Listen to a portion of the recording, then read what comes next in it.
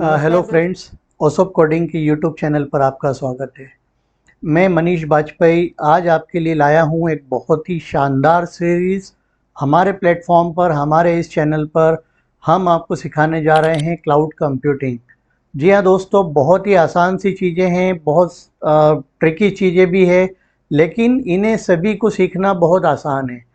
जैसा आप लोग जान रहे हैं, आजकल जितनी भी कंपनीज़ हैं मार्केट में काम कर रही हैं आईटी सेक्टर में, वे सारी कंपनीज़ जो हैं क्लाउड कंप्यूटिंग को यूज़ करती हैं। अपने जो भी सॉफ्टवेयर एप्लीकेशंस वो बना रही होती हैं, वो क्लाउड के ऊपर बना रही होती है। तो दोस्तों, हम आज हमारी इस सीरीज़ को इनिशिएट करेंगे। सबसे पहले मैं आपको आज इस वीडियो के माध्यम से बताने जा रहा हूँ कि कितने तरह के क्लाउड प्लेटफॉर्म्स अवेलेबल हैं और हम उनमें क्या जाकर क्या कर सकते हैं। तो मैं आपको एक छोटा सा एग्जांपल देता हूँ कि जब हम अपने खुद के प्रीमाइसेस की बात करते हैं कि हम कोई सॉफ्टवेयर एप्लीकेशन है, उसके लिए हमने कोई कंप्यूटर मशीन पर कोई सर्वर बनाया है और उसे हम यूज़ कर रहे हैं, वहीं पर हमने कोई डेटाबेस की सर्वर बनाया है। तो इस तरह से हम एक पूरा इंफ्रास्ट्रक्चर सेटअप अपने इन हाउस बनाते हैं, जिसे बोला जाता है ऑन प्रीमाइसेस। तो दोस्तों, क्लाउड के पहले की जो दुनिया है वो यही है, ऑन प्रीमाइसेस की दुनिया, जहाँ पर हम अपने खुद के जो है कंप्यूटर सिस्टम्स, सर्वर्स और जितना भी इंफ्रास्ट्रक्चर हमें नीडेड होता है, वो हम जो है परचेस करते हैं, जिसके लिए हमें बहुत मोटी रकम जो है खर्च करना होती है। इंफ्रास्ट्रक्चर को खरीदने के अलावा हमें बहुत सारे लोगों की नीड होती है। इंफ्रास्ट्रक्चर को एडमिनिस्ट्रेटर की ज़रूरत होती है, जो व्यक्ति सारे आपके इंफ्रास्ट्रक्चर को मैनेज करे, सॉफ्टवेयर इंस्टॉलेशन से लेकर अपडेट्स वगैरह करना सिस्टम्स में। उसके अलावा जो है नेटवर्किंग देखना, सिक्योरिटी देखना, ऐसे बहुत सारी चीज़ें हैं जो आप ऑन प्रीमाइसेस देखते आए हैं, जो पहले कंपनीज यूज़ करती थी। अब दोस्तों जो है मार्केट में क्लाउड कंप्यूटिंग का युग है, ये एआई का युग है, डिजिटल ट्रांसफॉर्मेशन का युग है। तो यहाँ पर आप देखेंगे कि लगातार जो है हमको काफ़ी सारी नई नई लेटेस्ट टेक्नोलॉजीज़ और टूल्स हमें मिलते जा रहे हैं। तो क्लाउड कंप्यूटिंग एक ऐसा कॉन्सेप्ट है जिसमें आप अपने जो रिसोर्सेस हैं, जिन्हें आपको एप्लीकेशन डेवलपमेंट के लिए आपको चाहिए, उन रिसोर्सेस को आप खरीदते नहीं हैं, अपने प्रीमाइसेस में उनको नहीं लगाते हैं, और आप क्लाउड के ऊपर इंटरनेट के माध्यम से आप जाकर किसी रिमोट सर्वर से आप जो है वो सर्विस ले लेते हैं। तो दोस्तों, यहाँ रिमोट सर्वर से मतलब है ऐसे कंपनीज जो क्लाउड सर्विस प्रोवाइड कर रही हैं। तो दोस्तों, उसमें आप देखेंगे माइक्रोसॉफ्ट है, जिनका अज्योर प्लेटफॉर्म है जो क्लाउड कंप्यूटिंग आपको प्रोवाइड कर रहा है माइक्रोसॉफ्ट। बहुत सारी सर्विसेज आपको वहाँ पे मिल रही हैं, हर तरह की सर्विसेज आपको वहाँ पे मिल रही हैं। ऐसी दोस्तों अमेज़ॉन वेब सर्विस जो है AWS, वो अमेज़ॉन के द्वारा दिया हुआ एक क्लाउड कंप्यूटिंग प्लेटफॉर्म है, जहाँ पर जाकर आप अमेज़ॉन की सर्विसेज यूज़ करके आप क्लाउड कंप्यूटिंग कर सकते हैं। इसी तरह से गूगल का भी प्लेटफॉर्म है, गूगल क्लाउड प्लेटफॉर्म GCP। तो ये बहुत ही तीनों जो प्लेटफॉर्म हैं, ये किसी एक तरह की सर्विसेज को ही सभी लोग प्रोवाइड कर रहे हैं। मतलब एक ही टाइप की सर्विसेज आपको मिलेंगी। सपोज आपको स्टोरेज सर्विस चाहिए तो आपको माइक्रोसॉफ्ट क्लाउड के ऊपर भी मिल जाएगी स्टोर करने के लिए। उसका जो भी चार्जेस होंगे वो आपको उसमें वहाँ पर पता चल जाएगा। आप गूगल क्लाउड के ऊपर भी आप सेम पर्पस के लिए, स्टोरेज के लिए आप गूगल क्लाउड भी यूज़ कर सकते हैं, और सिमिलर पर्पस के लिए आप जो है AWS को भी यूज़ कर सकते हैं, अमेज़ॉन वेब सर्विस। ऐसे ही दोस्तों, जब हम बात करेंगे कि हमें एप्लीकेशन है, हमारा वेब एप्लीकेशन है, उसको हमें जो है वेब डिप्लॉय करना है, उसके लिए हमको सर्वर चाहिए ताकि हम उस एप्लीकेशन को रन कर पाएँ, ऑपरेट कर पाएँ। तो उसके लिए आप देखेंगे तो गूगल के पास भी उसकी सर्विस है, AWS के पास भी उसकी सर्विस है, और अज्योर के पास भी उसकी सर्विस है। तो इस तरह से जो क्लाउड कंप्यूटिंग प्रोवाइडर्स हैं, वो आपको सिमिलर काइंड ऑफ सर्विसेज जो है वो प्रोवाइड करते हैं, जिनको आप यूटिलाइज कर सकते हैं। तो दोस्तों, यहाँ पर चॉइस जो है वो डिपेंड करती है। कुछ ऑर्गेनाइजेशंस AWS क्लाउड को यूज़ कर रही हैं, कुछ ऑर्गेनाइजेशन GCP को यूज़ कर रही हैं, और कुछ ऑर्गेनाइजेशंस जो हैं वो माइक्रोसॉफ्ट अज्योर को यूज़ कर रही हैं। तो अब हमें ये समझना है कि ये जो क्लाउड कंप्यूटिंग है, इस पे क्या हो रहा है, बेसिकली काम कैसे हो रहा है। तो जैसे मैंने आपको अभी बताया था कि आप लोकल अपना इंफ्रास्ट्रक्चर आप तैयार करते हैं, अपने लोकल प्रीमाइसेस में आप करते हैं, जिसे हम ऑन प्रीमाइसेस बोलते हैं। तो वहाँ पर हम ये सारा जो सिस्टम खरीदने से लेकर उसका इंस्टॉलेशन, उसका एडमिनिस्ट्रेशन, उसकी सिक्योरिटी, तो ऐसे बहुत सारे हमारे पास चीज़ें होती है जो हमें वहाँ देखना होती हैं। लेकिन अगर मुझे यही सर्विस जो है क्लाउड पर मुझे मिल रही है एज अ वर्चुअल मशीन के रूप में, तो वहाँ पर मैं अपने क्रेडेंशियल से लॉगिन करके जा रहा हूँ, अपने क्लाउड अकाउंट को एक्सेस कर रहा हूँ, और वहाँ मैंने एक मशीन जो है रेंट कर ली एक तरह से, कि मुझे एक मशीन मिल गई है। अब उस मशीन पर मैं अपने खुद के सॉफ्टवेयर इंस्टॉल करके जो भी मुझे एप्लीकेशन डेवलप करनी है या उसको होस्ट करना है, या फिर मुझे डेटाबेस सर्वर चाहिए, डेटाबेस होस्ट करना है, तो इस तरह से मैं ये सभी तरह की सर्विसेज अब कहाँ ले सकता हूँ, क्लाउड के ऊपर एज अ रेंटल। यानी मैं जितना उस सर्विस को यूज़ करूँगा उतना ही मैं उस सर्विस के लिए पेमेंट करूँगा। तो यहाँ पर दोस्तों बहुत जो इम्पोर्टेंट बात है वो ये होती है कि अप फ्रंट शुरुआत में मुझे कोई स्पेंड नहीं करना होता है, कोई बड़ा अमाउंट खर्च नहीं करना होता है जो हम पहले करते आते थे। सपोज़ हम कोई सर्वर लेने जाएंगे तो लाखों रुपए मुझे उसकी सर्वर की कॉस्ट आ सकती है, जो मुझे अपने प्रीमाइसेस में खरीद कर लगाने के लिए उसका मेंटेनेंस करना है, उसका एडमिनिस्ट्रेशन करना है, उसके लिए कोई नेटवर्क एडमिन चाहिए या सिस्टम एडमिन चाहिए हमें, तो उसका हमें एक एक्स्ट्रा खर्च लग रहा है। तो इस तरह की चीज़ें ऑन प्रीमाइसेस में होती थी, इसीलिए कंपनीज़ ने क्या किया, अपने एप्लीकेशंस को, अपने सॉफ्टवेयर डेवलपमेंट की जो पूरी प्रोसेस थी उसको कहाँ शिफ्ट कर दिया, क्लाउड के ऊपर शिफ्ट कर दिया। तो वहाँ उनको ये बेनिफिट हो रहा है कि वहाँ पर उनको कोई अप फ्रंट कोई बहुत ज़्यादा पैसा खर्चा नहीं करना पड़ रहा है।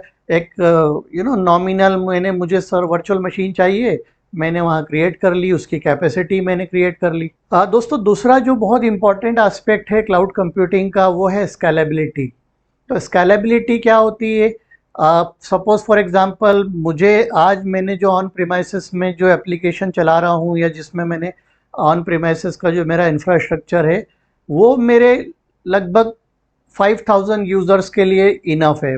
5000 यूज़र्स मेरे एप्लीकेशन को यूज़ कर पा रहे हैं कंफर्टेबली, तो मेरा करंट इंफ्रास्ट्रक्चर अच्छा है। लेकिन यदि दोस्तों मेरा सपोज़ अगर मुझे एक मंथ के बाद मुझे अगर उन 5000 यूज़र्स की जगह अगर 10,000 यूज़र्स आ जाएं उस एप्लीकेशन को यूज़ करने के लिए, एक्सेस करने के लिए, वहाँ पर मेरे लिए एक परेशानी खड़ी हो जाएगी कि मुझे दोबारा उस कैपेसिटी को बिल्ड करना, यानी अगेन दोस्तों मुझे फिर से कुछ नए सर्वर्स का सेटअप बनाना पड़ेगा जहाँ पे मैं लोड शिफ्टिंग कर पाऊँ, कि चूँकि मेरा एक जो कंप्यूटर है, एक जो मशीन है, वो मेरा 5000 यूज़र्स का लोड ले सकता है।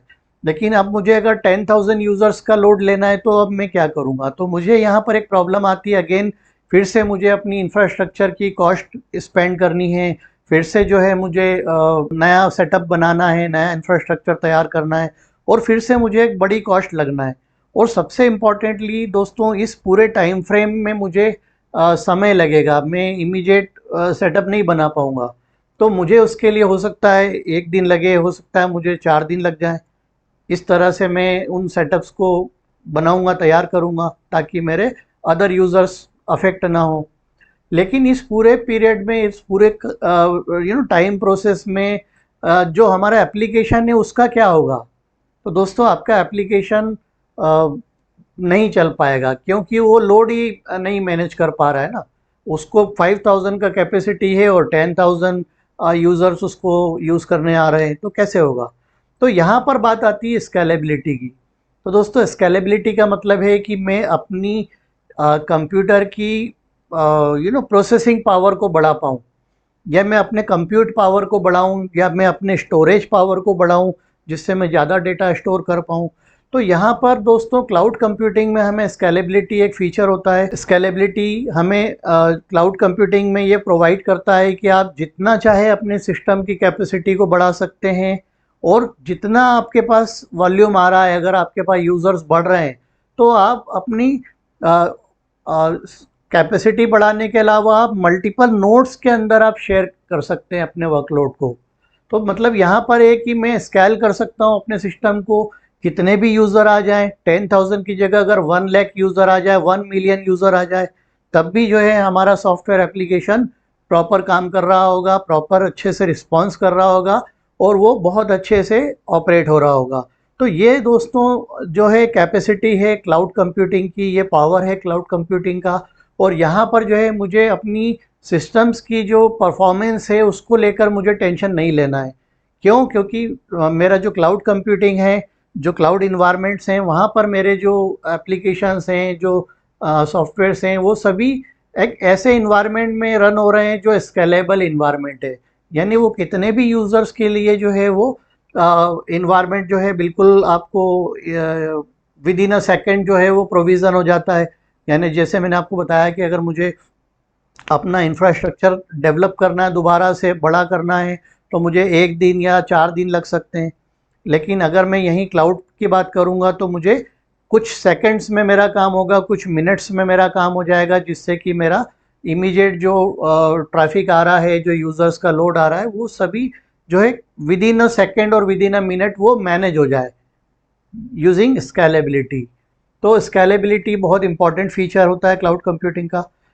तीसरे नंबर पे दोस्तों एक सिक्योरिटी एक बहुत बड़ा कंसर्न होता है किसी भी ऑर्गेनाइजेशन का। तो सिक्योरिटी हमें अपने सिस्टम्स को देना, हमारे एप्लीकेशन को सिक्योरिटी देना। जनरली ऑन प्रीमाइसिस में ये सारा काम हम खुद करते थे। हमको अपने फायरवॉल्स हैं या जो भी नेटवर्क कनेक्टिविटी है या जो भी सिक्योर गेटवेज हैं, वो मुझे बनाना है ताकि हमारा एप्लीकेशन चले। क्लाउड कंप्यूटिंग दोस्तों हमें सिक्योरिटी प्रोवाइड करता है, जिसमें हम उसी प्लेटफॉर्म के ऊपर अपने यूज़र्स, अपने ग्रुप्स और बहुत सारी ऐसी चीज़ें हैं, परमिशन सेटिंग्स हैं, रोल बेस्ड एक्सेस सिक्योरिटी है, ऐसे बहुत सारे कॉन्सेप्ट हमको मिलते हैं जिनको यूज़ करके हम अपने एप्लीकेशन को सिक्योरिटी प्रोवाइड कर सकते हैं। तो यहाँ पर क्लाउड कंप्यूटिंग का जो एक और बड़ा एडवांटेज है यूज़ करने के लिए, वो है सिक्योरिटी। तो मेजरली दोस्तों यहाँ पर एक आपको समझ में आया होगा कि हम क्यों क्लाउड कंप्यूटिंग की तरफ आगे बढ़ रहे हैं, क्यों हम सीखेंगे। क्योंकि जो भी ऑर्गेनाइजेशन करंट टाइम में जो इंडस्ट्री में काम कर रही हैं, कोई भी ऑर्गेनाइजेशन ट्रेडिशनल सिस्टम्स पे काम नहीं कर रही हैं। हाँ, वो ऑर्गेनाइजेशन ट्रेडिशनल सिस्टम्स को क्लाउड के माइग्रेशन को लेकर ज़रूर काम कर रही हैं। इसका मतलब है दोस्तों, सपोज़ मैं अभी तो मैंने अपना सेटअप बना लिया है, लेकिन अब मैं भविष्य में ऐसा नहीं करना चाहता हूँ। तो मैं ये चाहता हूँ कि आज से कुछ सालों के बाद मैं अपने जितने भी ऑन प्रेमाइसिस पे मेरे सर्वर्स हैं, सिस्टम्स हैं, मैं उन सभी को जो है वो एक तरह से रिटायर्ड कर दूँ। क्यों? क्योंकि मुझे उन्हें मैनेज नहीं करना है, मुझे इंफ्रास्ट्रक्चर को मैनेज नहीं करना है। इवन मुझे कई प्लेटफॉर्म्स है जिन्हें मैनेज नहीं करना है। मुझे चाहिए आइदर मुझे सॉफ्टवेयर एज अ सर्विस चाहिए, या मुझे प्लेटफॉर्म एज अ सर्विस चाहिए कि मुझे कोई प्लेटफॉर्म मिले जहां मैं अपना एप्लीकेशन डेवलप कर पाऊं, या मुझे कोई सॉफ्टवेयर एज ए एप्लीकेशन जिसे मैं डायरेक्टली यूज़ कर पाऊं, ऐसा सॉफ्टवेयर मिल जाए मुझे जिससे मेरा बिजनेस प्रॉब्लम सॉल्व हो रहा हो। और इसके अलावा मुझे इंफ्रास्ट्रक्चर एज अ सर्विस मिल जाए। तो जो बेसिक कॉन्सेप्ट क्लाउड जो प्रोवाइड करता है फैसिलिटीज सर्विसेज, उसमें ये 3 तरह की सर्विसेज होती हैं। इंफ्रास्ट्रक्चर एज अ सर्विस मतलब मुझे अपनी खुद के ऑन प्रीमाइसेस में मशीन नहीं लगानी है, मुझे अपना मशीन कहाँ चाहिए? क्लाउड के ऊपर। तो मैं क्लाउड पे अपना मशीन एक तरह से रेंट आउट कर लूँगा, वहाँ पे मैं अपनी मशीन यूज़ करूँगा। इंफ्रास्ट्रक्चर एज अ सर्विस जो मैंने अभी आपको बताया कि हम अपने computer machine, compute power, storage systems, इनको हम कहाँ ले लेते हैं? एक वर्चुअल मशीन है, वहाँ पर हम क्रिएट कर लेते हैं और उसको हम यूज़ करते हैं। यहाँ पर मुझे बहुत ज़्यादा कंट्रोल मिलता है उसको मशीन को कंट्रोल करने के लिए, है ना। दूसरे नंबर पे प्लेटफॉर्म एज अ सर्विस, बहुत सारे ऐसे एप्लीकेशन डेवलपमेंट के टूल्स हैं जो हमें कहाँ मिलते हैं? वो हमें क्लाउड पर मिलते हैं। उन टूल्स को हम सब्सक्राइब करेंगे, यूज़ करेंगे, वो हमारे लिए क्या है? As a platform as a service. और इसी तरह से दोस्तों बहुत सारे एप्लीकेशन हमें रेडी टू यूज़ मिल रहे हैं, जैसे ऑफिस 365 है, तो ये हमारे लिए as a software as a service available है। हम उसको डायरेक्टली यूज़ करेंगे, वहाँ पर हम इवन कोई एप्लीकेशन भी नहीं बना रहे होंगे। तो ये दोस्तों क्लाउड का एक बेनिफिट है। और इस तरह के फीचर्स मैंने आपको बताया कि स्केलेबल होता है, सिक्योरिटी मिलता है, वहाँ पर हमें यूज़र्स और ये जितना भी मैनेजमेंट है वो हम बहुत आसानी से अपना कर पाते हैं। विद इन अ सेकेंड, कुछ ही समय में हम अपने नए यूज़र्स की डिमांड बढ़ रही है तो हम अपने सिस्टम को स्केलेबल बना सकते हैं स्केलेबिलिटी के द्वारा। तो ये कुछ बहुत इंपॉर्टेंट कॉन्सेप्ट हैं जो हर तरह के जो क्लाउड प्रोवाइडर्स हैं वो लोग प्रोवाइड कर रहे हैं। ये सारी सर्विसेज होती हैं। इन सभी सर्विसेज को हम जो है अपनी इस जर्नी में क्लाउड कंप्यूटिंग का जो हम ये नया प्लेलिस्ट ला रहे हैं, इसमें हम आपको बहुत सारे ऐसे फीचर जो है लगातार दिखाएंगे, प्रैक्टिकली उनको करके दिखाएंगे और सिखाएंगे। चूँकि दोस्तों ये वीडियो मेरा जस्ट इंट्रोडक्शन था कि हम क्लाउड कंप्यूटिंग को समझें, कंप्यूटिंग के जो एस्पेक्ट हैं, उसकी नीड क्यों है, क्यों वो ज़रूरी है, इन बातों पे हम डिस्कस कर पाएँ, ताकि हमारा एक माइंडसेट क्लियर हो और हम आगे बढ़ें किस दिशा में, क्लाउड को सीखने में। क्लाउड को यूज़ कैसे करना है, उनकी अलग अलग सर्विसेज को यूज़ कैसे करना है, उसको हम सीखने में आगे बढ़ेंगे। तो दोस्तों हम शुरुआत करेंगे, माइक्रोसॉफ्ट अज्योर को लेंगे हम पहले, और अज्योर प्लेटफॉर्म पे जो जो भी सर्विसेज हैं उनको हम यूज़ करना सीखेंगे प्रैक्टिकली। तो वीडियो अगर आपको अच्छा लगा हो तो इसे अपने दोस्तों को शेयर कीजिए, और जो भी आप हमसे पूछना चाहते हो, आपको अच्छा लगा हो, आपको अच्छा नहीं लगा हो, जो भी कमेंट आप देना चाहते हो, आप प्लीज़ इस वीडियो पे कमेंट ज़रूर कीजिएगा। Thank you all.